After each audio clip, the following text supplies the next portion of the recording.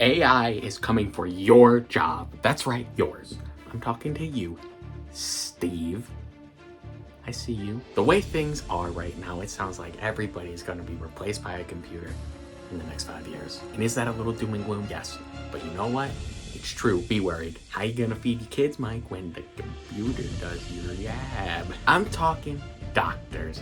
I'm talking nurses, firefighters, police officers, all gonna be a bunch of ones and zeros.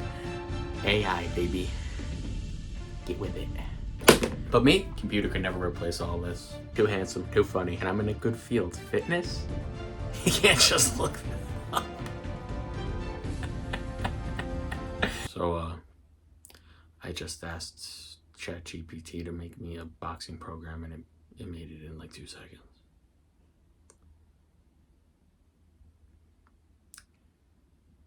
So that doesn't bode well. Okay, so it made the program, but is the program any good? I guess I'll do it and find out. So here's the basic program that this computer made for me. It started with a warm-up, 5 minutes of jumping rope, and 5 minutes of shadowboxing. Pretty good warm-up. Obviously, you're going to want to do both of those things in basically every boxing program. However, I do question the amount of time allotted for both of these things.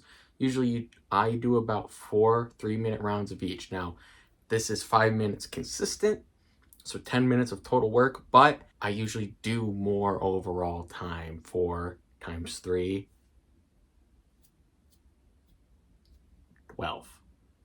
It's 12. So already off the bat, we're doing a lot less than I would normally do. And remember, this is supposed to be a pro boxing program. This is supposed to get you in shape for 12 rounds potentially. Then we moved on to the strength and conditioning section. We are doing this before any kind of boxing skill training.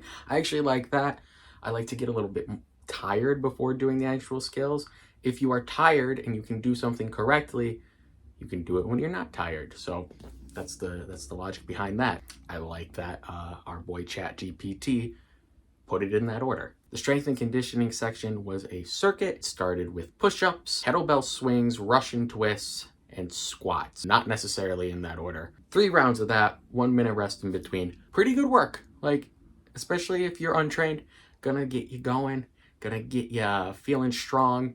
And I'll be honest, I'm not a professional athlete. It made me sweat. Then we went on to the actual boxing. So 6 rounds on the heavy bag and then 2 rounds of either speed bag or double M bag. I did speed bag on this one. Again, a little bit less than I would usually do. Usually do speed and double M bag, and I usually do 4 rounds on each of those. Then I usually do 8 rounds on the heavy bag if I'm working by myself. So again, less time overall. I mean, still good work. If you're newer to the sport, good starting point. And then finally, we did some conditioning. They had me do sprints. Guys, I didn't do it. I don't want to sprint. I don't like to run. I don't want to do it on camera. So I run sometimes, not today. It would be good though if I did. And after that, stretches, all that kind of stuff, cool your body down. Again, I'm not doing that on camera. You don't need to see me bent up like that. So do I need to be worried? Do I need to be worried that ChatGPT is going to steal my job? The answer, kinda, maybe. Look, it's a great starting point. It's a great base, okay, that you can work and expand upon. And honestly, people having this kind of knowledge at their fingertips is not a bad thing. What it does better than like just searching something on Google, a lot of this information is free online anyway, is it aggregates it. Like it makes it easier for you to find. Instead of having to go through a bunch of articles and stuff, someone still tells you what to do if you're using a chat bot like this. And the information is not the best, but it's a start. It's a start, right? At the end of the day, isn't that what a personal trainer is? It's someone telling you what to do so you don't have to worry about that. Somebody gives you the knowledge and you don't have to do the work to gain it. Here's the difference. I don't think it was as good of a workout as it could have been. It didn't teach me anything. And to be fair, I didn't ask it to teach me how to box. I asked it for a routine. So I think it assumed that I already knew how to box. It assumed correctly, but if you are brand new and you just go in and you don't know how to box, this will not teach you how to box.